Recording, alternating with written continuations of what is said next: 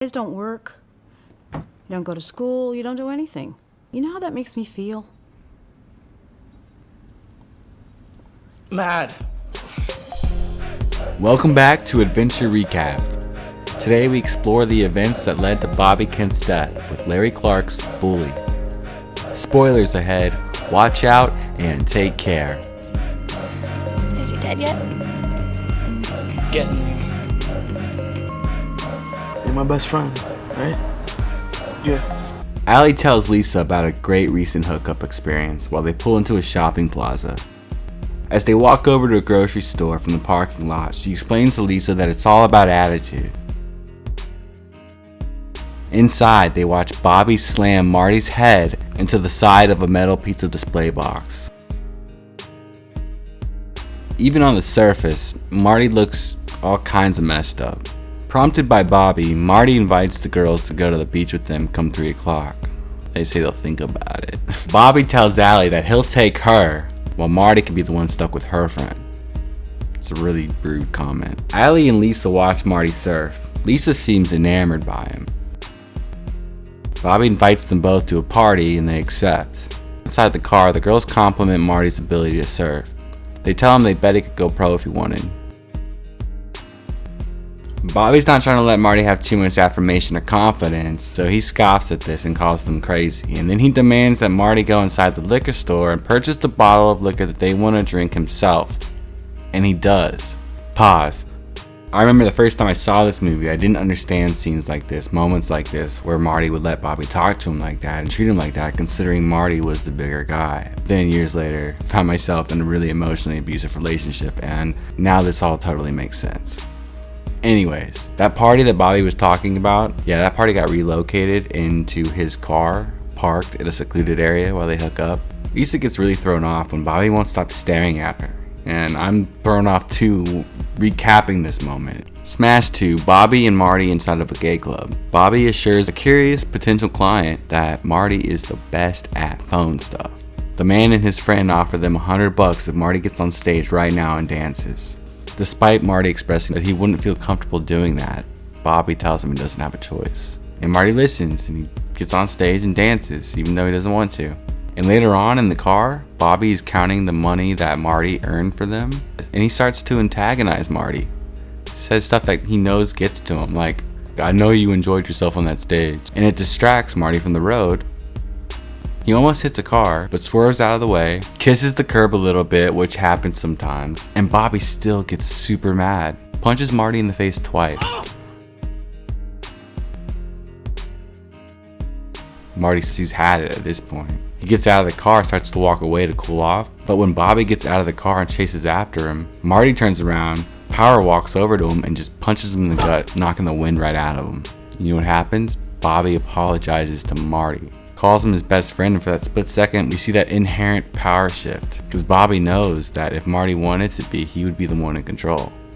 Lisa and Marty continue to see each other. She tells everybody about them as though she places them on this BS pedestal, because Marty, unlike her, seems indifferent to what they have going on. Regardless of anything, she gets pregnant, and she hits up her cousin Derek to get a ride over to his house. Marty freaks out on her, says he isn't ready to be a father, and he demands that she gets rid of it. He grabs her wrist and squeezes, but Derek runs in, throws him off of her, and then leads her out of the house. Marty breaks down to Bobby, terrified at the thought of being a dad. Later on, Lisa comes to the conclusion that all of this is because of Bobby. Allie is hanging out with a guy named Donnie when she gets a call from Lisa. Lisa tells her that Bobby's super into her, and lets her know that he's into super kinky stuff. Marty and Lisa watch music videos on the couch, while Allie and Bobby get to know each other more. But this is a different Bobby though, in this moment. He's really timid and polite and inquisitive. It's weird. But trusting in this moment, she takes his hand and lets him lead her to his bedroom. In his room, he tries to show her this really weird amateur video, but when she looks away, he forces her to keep watching. And then he assaults her. Lisa talks to Marty about Bobby at the beach. He completely breaks down sobbing as he describes their friendship and how abusive it's been since they were little kids. Lisa convinces Marty that they should kill him. She recruits Allie and her cousin Derek, and Allie recruits Donnie and her friend Heather.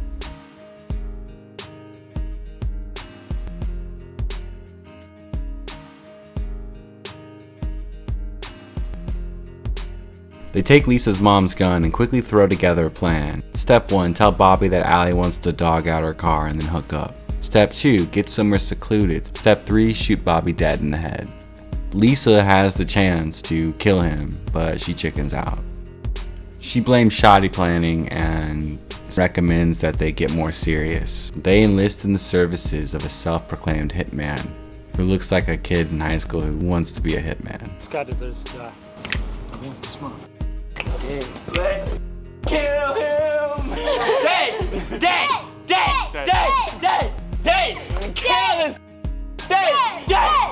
It's the night of the murder. The kill spot is the same secluded area from before, only this time, everybody's going. Bobby, Marty, Lisa, Allie, Derek, Donnie, Heather, the hitman. This time there's no chickening out. This time they have to commit, follow through, and execute. This time they all seem ready to go. The crew have what looks like a meeting on the mound, while Bobby and Allie are out near the water. Heather's gonna signal Donnie with a loud verbal question. Are there any alligators in there? When Donnie hears this, he will rush at Bobby and stab him. Marty will then back Donnie up. The hitman and Derek will hang back just in case Bobby tries to escape. The more Bobby gets brutalized, the more he cries out for Marty to help him. The girls panic in the car like it's suddenly hitting them that this is actually happening.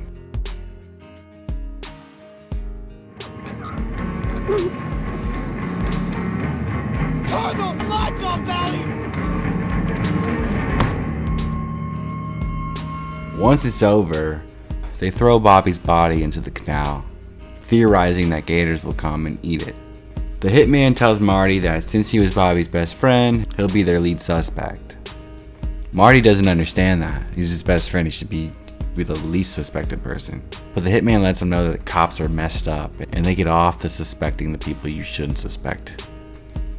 On the beach, while they try to get their story straight, panic already leads everybody to blaming someone else and downplaying their involvement. Now, Derek only went along with this because the mob guy threatened him. Donnie says he didn't really do anything at all. I mean, yeah, he stabbed him, but the blade only went in like that much. Lisa, despite being the brains behind all of this, just has a complete nervous breakdown. The hitman says he understands that the conversation is now about getting caught and who did what. He makes it clear that if his name is mentioned in correlation to this at all, he will kill that person in a heartbeat and their family directly after his junior prom. Okay, he didn't say that.